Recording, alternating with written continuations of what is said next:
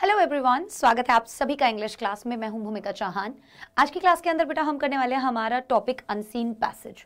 बहुत important topic है, चाहे आप किसी भी क्लास के अंदर, आप 10th में, आप 11th में आएंगे, आगे 12th में जाएंगे, किसी भी क्लास के बच्चे के लिए अनसीन पैसेज टॉपिक, और स्पेशली आगे कॉम्पिटिटिव एग्जाम्स के लिए तो अनसीन पैसेज टॉपिक बहुत ही ज्यादा इंपॉर्टेंट हो जाता है।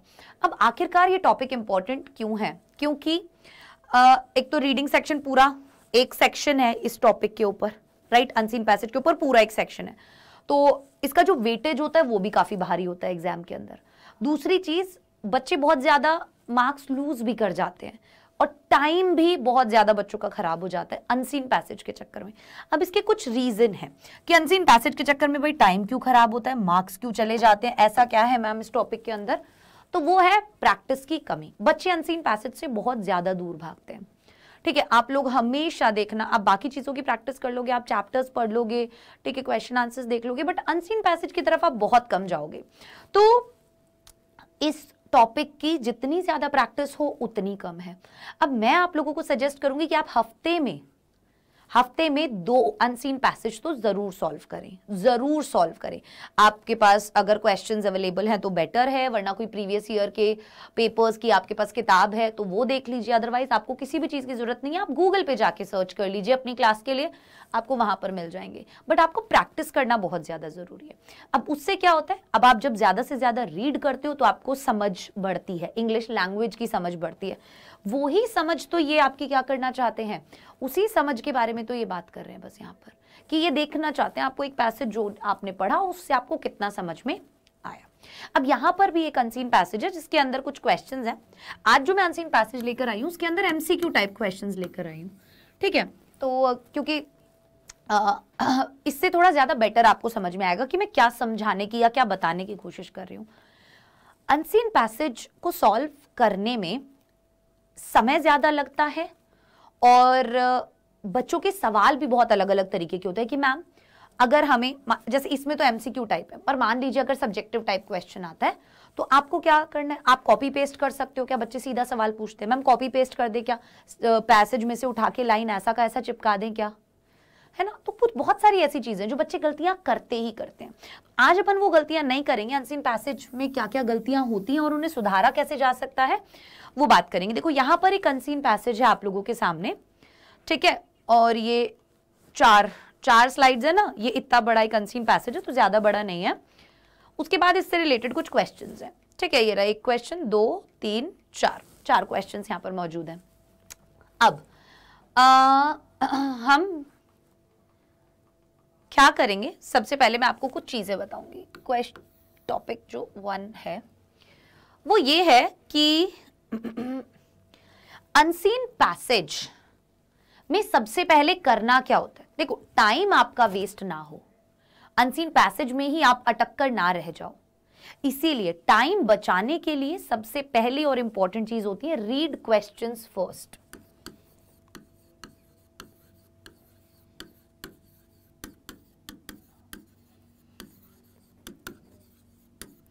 क्वेश्चंस को पहले रीड करें। बच्चे क्या करते हैं, बच्चों ने अनसीन पैसेज देखा, बच्चे अनसीन पैसेज पढ़ना शुरू कर देते हैं, क्वेश्चन आंसर्स पर बाद में जाते हैं। फिर क्या करेंगे, पहले पूरा अनसीन पैसेज पढ़ा, फिर क्वेश्चंस पढ़े, राइट। पहला सवाल पढ़ा, फिर वापस से पैसेज के ऊपर गए, फिर पूरा पैसेज पढ़ेंगे, फिर सवाल पर आएंगे, फिर सवाल पढ़ा, फिर पैसेज पढ़ेंगे, फिर सवाल पढ़ा, फिर पैसेज पढ़ेंगे। तो समय बर्बाद होगा ही, इसमें तो कोई समय बचत होगा नहीं, ये तो समय बर्बादी ही है। तो भैया करना क्या चाहिए, करना चाहिए सबसे पहली चीज क्वेश्चंस को पढ़ना चाहिए, ठीक है, पैसेज पढ़ने से पहले। उससे क्या होगा, जब भी आप पैसेज पर जाएंगे और पैसेज को पढ़ना शुरू करेंगे तो आपको ऑलरेडी पता होगा कि सवाल पूछा गया है इस जगह से। आपके दिमाग में एकदम बत्ती चढ़ जाएगी, अरे हाँ यहां से तो सवाल है, अरे हाँ यहां से तो सवाल है। आप पूरा पैसेज पढ़ेंगे भी नहीं, उससे पहले आपको आपके सवालों के जवाब मिल जाएंगे ऑलरेडी। और ये होगा कैसे, ये मैं अभी आपको दिखाई दूंगी, है ना। जब अभी पैसेज पढ़ना हम शुरू करेंगे तो ऑलरेडी आपको दिख ही जाएगा कि आखिरकार ये होगा तो होगा कैसे। अब सेकंड पॉइंट जो है वो क्या है, सेकंड और बहुत ही इंपॉर्टेंट पॉइंट वो ये होता है कि आप, जैसे अभी तो इसके अंदर एमसीक्यू टाइप है, पर अगर आपका सब्जेक्टिव टाइप आता है अनसीन पैसेज, तो आप क्या करेंगे, आप कॉपी पेस्ट नहीं करेंगे आंसर्स को। Do not copy paste your answers from the passage. आप पैसेज से आंसर्स को कॉपी पेस्ट नहीं करेंगे कि आपने देखी कोई एक लाइन दी हुई है, ऐसी की ऐसी उठा के आपने वो आंसर के अंदर छाप दी, बिल्कुल भी नहीं करेंगे। आप उसके अंदर चेंज करोगे, उसको अपने शब्दों में लिखोगे। मतलब चाहे आपको 2 से 3 शब्द ही क्यों ना बदलने पड़े, पर बदलने जरूर है। एज इट इज नहीं चिपके आना है वहां पे, ठीक है ना, एज इट इज नहीं चिपका के आना है, वहां पर आपको चेंज जरूर करना है। तीसरी चीज और बहुत इंपॉर्टेंट चीज, बहुत सी बार पैसेज के अंदर टाइटल से रिलेटेड क्वेश्चन आ जाता है, टाइटल से रिलेटेड क्वेश्चन आ जाता है, तो आप कुछ भी टाइटल तो नहीं दे सकते हो। तो आपको क्या देना होता है, सबसे पहली बात, टाइटल छोटा होना चाहिए, शॉर्ट होना चाहिए, ठीक है, अकॉर्डिंग टू दी पैसेज होना चाहिए।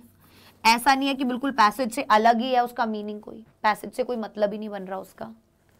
और शॉर्ट होना चाहिए, पैसेज से रिलेटेड होना चाहिए। मान लो कोई एक पैसेज आपको दिया हुआ है, तो आप देखो कि उसके अंदर कौन सी वो एक चीज है जिसके इर्द गिर्द सारा पैसेज घूम रहा है। एजुकेशन है, गर्ल्स एजुकेशन है, पोवर्टी है, चाइल्ड लेबर है, एम्पावरमेंट है, पोल्यूशन है, कंट्री है, व्हाटएवर इट इज। जैसे अभी जो मैं पैसेज करवाऊंगी उसका मैं आप लोगों को बोलूंगी कि भाई तुम लोग इसका टाइटल दो, तो तुम सोच के उसका टाइटल देना, ठीक है। अभी चौथा सवाल, तो टाइटल फाइंड आउट कैसे करोगे, आप ये देखोगे उस पूरे पैसेज के अंदर बात किस चीज के बारे में हो रही है, बस वो उठा के तुम्हें टाइटल देना है, ठीक है, कि भाई इसकी इंपॉर्टेंस के बारे में बात हो रही है या इसके डीमेरिट्स के बारे में बात हो रही है, ठीक है। चलिए, अब उसके बाद एक सवाल बच्चे और करते हैं कि मैम हमें पता कैसे चलेगा कि भाई हमारा और समय कैसे बच सकता है कभी भी अगर हम अनसीन पैसेज को सॉल्व कर रहे हैं। तो आपका समय ऐसे बच सकता है कि आप 90% पैसेजेस में ऐसा देखेंगे, मैं ये नहीं बोल रही 100% पैसेजेस ऐसे होते हैं, नहीं, मैं ये बोल रही हूं 90% पैसेजेस के अंदर आप देखोगे, क्या देखोगे, पहले सवाल का जवाब स्टार्टिंग में है, फर्स्ट पैराग्राफ में है, दूसरे का दूसरे में, मतलब दूसरे का फिर उसके नीचे,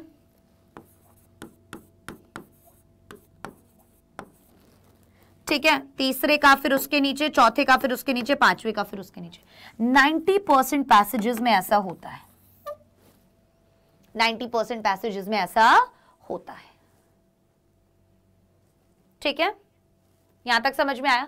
तो फर्स्ट वाले का क्वेश्चन का अगर आंसर आपको ऊपर के ऊपर मिल रहा है, तो सेकंड वाले का आप उसके नीचे ढूंढो, उसके लिए पूरा पैसेज या नीचे से या इधर उधर ढूंढने की जरूरत नहीं है। एक होता है बच्चे ना रैंडमली पैसेज में कहीं कहीं ढूंढ रहे होते हैं, वो टाइम वेस्ट होता है आपका पूरा। और पूरा पैसेज सॉल्व तभी हो जाता है जब आप सवाल पढ़ के पैसेजेस पे जाते हो। अभी जो हम पैसेज करेंगे ना, उसके जरिए आपको इजीली समझ में आ जाएगा कि मैं कहना क्या चाह रही हूं, ठीक है। आ जाओ, पैसेज दिया हुआ है, अपन पैसेज नहीं पढ़ेंगे, अपन सवाल पढ़ेंगे। 4 सवाल देखना। On the basis of your reading, भाई अपनी रीडिंग के बेसिस पे, जो भी आपने अभी पढ़ा उसके आधार पर, ऑफ द अबव पैसेज, ऊपर जो दिया गया passage, answer the following question, उत्तर दीजिए निम्नलिखित प्रश्नों के। The dancing girl belongs to, तो सबसे पहली चीज क्या पूछी गई है कि भाई जो डांसिंग गर्ल है, आपको जैसे ही डांसिंग गर्ल दिखाई दे आपका दिमाग चमक जाना चाहिए कि डांसिंग गर्ल किससे बिलोंग करती है, मोहनजो से, ग्रीक कल्चर से, होमोसेपियंस से या तिब्बत से। तो पहला सवाल हमारा क्या है, डांसिंग गर्ल किससे बिलोंग करती है। दूसरा सवाल, इन the museum she is kept among, दूसरा सवाल क्या है, म्यूजियम के अंदर उसे किसके बीच रखा गया है, dancing figures, bronze statues, terracotta animals या बुक्स। अब 4 ऑप्शंस भी दिए, dancing figures, bronze statues, terracotta animals या बुक्स। किन के बीच उसे रखा हुआ है? पहला था कहां से बिलोंग करती है, दूसरा है उसको किसके बीच में रखा हुआ है, तीसरा which information is not given in the passage, इनमें से कौन सी इंफॉर्मेशन पैसेज में नहीं दी हुई। ये तो पैसेज पढ़ के ही पता चलेगा, फिर भी हम पढ़ लेते हैं। The girl is caged behind glass, she is a rare artifact, artifact मतलब कलाकृति, ठीक है। School books communicate the wealth of our heritage, school books के अंदर क्या बताया गया, हमारी जो हेरिटेज है वो कितनी रिच है उसके बारे में बताया गया। She can not be rediscovered as she is bronze, उसे रीडिस्कवर नहीं किया जा सकता क्योंकि वो ब्रॉन्ज है। लास्ट क्वेश्चन है, great art has power because, great art महान कला के अंदर ताकत होती है क्योंकि it appeals to us despite a passage of time, आना चाहिए आई गेस, क्वेश्चन उससे पता चल जाएगा। It is small and can be understood, it is seen in pictures and sketches and it's magnified a million times. अब सवाल चारों समझ में आ गए। एक तो डांसिंग गर्ल किससे बिलोंग करती है वो वाला सवाल था, दूसरा सवाल था वो किसके बीच रखी हुई है, और तीसरा मेन सवाल है ग्रेट आर्ट। तो अब हमें जैसे ही ये वाली चीजें पैसेज में दिखेंगी हमारा दिमाग चमक जाएगा। क्या चमकेगा कि आखिरकार हमें कैसे करना होता है भाई अनसीन पैसेज को सॉल्व, है ना। चलो तो देखते हैं, पैसेज पे चलते हैं। Caged behind the thick glass, the most famous dancer in the world. अब देखो, caged behind thick glass मतलब thick glass के पीछे उसको केज करके रखा हुआ है। केज करना मतलब सलाखों के पीछे रखा हुआ है, एज इन बंद करके रखा हुआ है, जेल में रखा हुआ है टाइप्स। आपने यहाँ एक क्वेश्चन देखा था कि चारों में से कौन सी इंफॉर्मेशन नहीं दी हुई है, मतलब ये वाली तो दी हुई है, तो ये ऑप्शन तो नहीं हो सकता क्योंकि बोला है नॉट गिवन। अभी हमने केवल पहली लाइन पढ़ी है, हमारे पास एक सवाल का जवाब के आसपास घूम रहे हैं हम, अदरवाइज अगर हम पहले सवाल नहीं पढ़ते तो हमारा दिमाग नहीं चमकता, है ना। चल, the world easily can be missed in girl of Mohenjodaro is that rare artifact that even school children are familiar with. Artifact मतलब कलाकृति,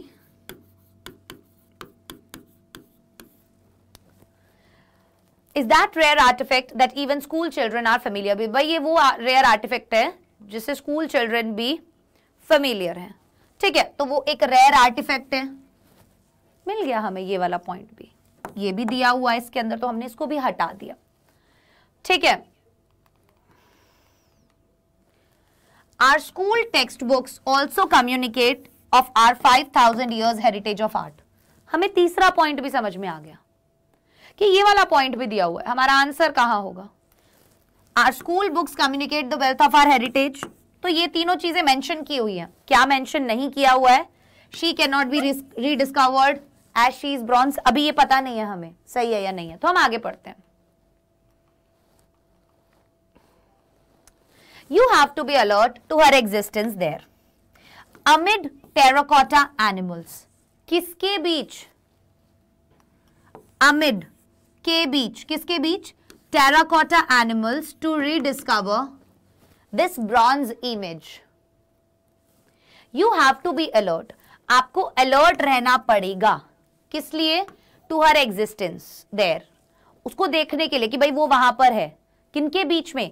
टेराकोटा एनिमल्स के बीच में, to rediscover this bronze image, इस ब्रॉन्ज इमेज को रीडिस्कवर करने के लिए। किसके बीच है ये? Terracotta animals. क्या हमें क्वेश्चन में दिया हुआ था? सवाल था in the museum she is kept among, किनके बीच रखा हुआ है उसको? Option number third, terracotta animals. Terracotta पता है क्या होता है? टेराकोटा होता है पकी हुई मिट्टी होती है ना, वैसे टाइप का, ठीक है। पकी हुई फायर्ड क्ले जो होती है, पकी हुई मिट्टी होती है, वैसा वो एक इमेज वहां पर रखी हुई है। सो ऑप्शन नंबर थर्ड हमें मिल गया। देखो अभी तक हमने पूरा पैसेज पढ़ा भी नहीं है, हमें 2 सवालों के जवाब मिल गए, राइट? तो हमें यहां पर ये 4th वाला का जवाब भी मिल गया जो कि सही है। She can not be rediscovered as she is bronze. Option number 4 यहां पर सही जवाब होगा। ये इंफॉर्मेशन नहीं दी हुई है। उसने बोला आपको अलर्ट रहना पड़ेगा उसकी एग्जिस्टेंस के लिए, क्योंकि वो ब्रॉन्ज की है और वो उन पकी हुई मिट्टी वाले टाइप के एनिमल्स के बीच में रखी हुई है, तो आप पहचान नहीं पाओगे एकदम से उसको, ठीक है? डांसिंग गर्ल है वो एक, तो एक कलाकृति की बात की हुई है। एक क्वेश्चन का जवाब ये मिल गया, एक का ये मिल गया, 2 सवालों के जवाब मिल गए हमें। और अभी तक हमने केवल इतना सा पढ़ा है, फर्स्ट पैसेज पढ़ा है केवल अभी तक हमने, right? Most of us have seen her only in photographs or sketches. हम लोगों में से ज्यादातर लोगों ने उसे फोटोग्राफ्स और स्केचेस में ही देखा है। Therefore, इसीलिए the impact of actual holding her is magnified a million times. Has no feet. अब कह रहे हैं the impact of actually holding her, जो impact है, right, of actually holding her is magnified a million times. भाई वो magnify किया हुआ है, बहुत बड़ा चढ़ाकर बताया हुआ है, million times. Has no feet. She is small, वो बहुत छोटी सी है, a little over 10 centimeter tall, केवल 10 सेंटीमीटर की होंगी, the length of a human palm, इंसान का पाम होता है ना उतने लेंथ की, मतलब वो इतनी सी है, ठीक है? और वो जो किताबों में बताई गई है या हमने फोटोग्राफ्स या स्केचेस वगैरह में जैसी देखी है तो वो बहुत मतलब अलग दिखती है, ऐसा लगता है बहुत बड़ी सी है, बट एक्चुअल में वो इतनी सी है, ठीक है? कि भाई holding her is magnified a million times, कि भाई वो बहुत ही बढ़ा चढ़ाकर उसका इंपैक्ट दिखाया हुआ है किताबों वगैरह में, ठीक है? पर उसका कोई स्तर नहीं है, हैज नो फीट, उसका कोई बेस नहीं है, उसका कोई आधार नहीं है, क्योंकि वो असलियत में 10 सेंटीमीटर की है। The length of a human palm, but she surprises us, पर वो हमें आश्चर्यचकित कर देती है। With the power of great art, great art से रिलेटेड क्वेश्चन था ना, the ability to communicate across centuries. हमारे पास सवाल क्या था? Great art has power because it appeals to us despite a passage of time, कि ये हमें आकर्षित करती है इतना समय बीत जाने के बाद भी। It is small and can be understood, वो छोटी है और उसे समझा जा सकता है। It is seen in pictures and sketches, या it is magnified a million times. तो देखो ग्रेट आर्ट के पास पावर होती है कि वो इतने समय के बाद भी हमें अपील करती है, राइट? यही मतलब हुआ। ऑप्शन नंबर ए वहां पर सही जवाब होगा, क्योंकि यहां पर भी यही बोल रहे हैं, ability to communicate across centuries. इतनी दशकों पुरानी है वो, इतनी शताब्दियों पुरानी है ये, फिर भी हम इससे रिलेट कर पाते हैं, कम्युनिकेट कर पाते, जो भी मैसेज वो आर्ट देना चाहती है वो दे पाती है। तो महान कला का क्या होता है कि चाहे कितना भी समय क्यों ना बीत जाए वो हमसे कम्युनिकेट कर सकती है। हर एक चीज तो नहीं कर सकती ना कम्युनिकेट, पर कला कर सकती है, चाहे कितने ही समय क्यों ना बीत जाए। अगेन आप देखो हमें कितना क्वेश्चन कर लिया हमने,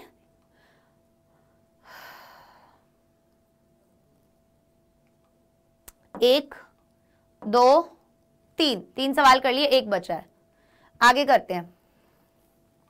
A series of bangles of shell or ivory or thin metal cloth, her left upper arm all the way down to her finger, a necklace with 3 pendants bunched together and a few bangles above the elbow and almost modern art। देखो अब उसको क्या दिया हुआ है, basically उसका description दिया हुआ है कि कुछ बैंगल्स पहने हुए हैं उसने, शेल के और आइवरी के। आइवरी क्या होता है? हाथी का दांत, ठीक है? थिन मेटल के हम बोल सकते हैं, या फिर cloth her left upper arm all the way down to her fingers, a necklace with 3 pendant, एक 3 pendant वाला नेकलेस पहना हुआ है, bunched together and a few bangles above the elbow, elbow के ऊपर भी पहने हुए हैं, यहाँ पर भी पहने रहते थे ना पहले के लोग, तो वो भी पहने हुए हैं, ठीक है?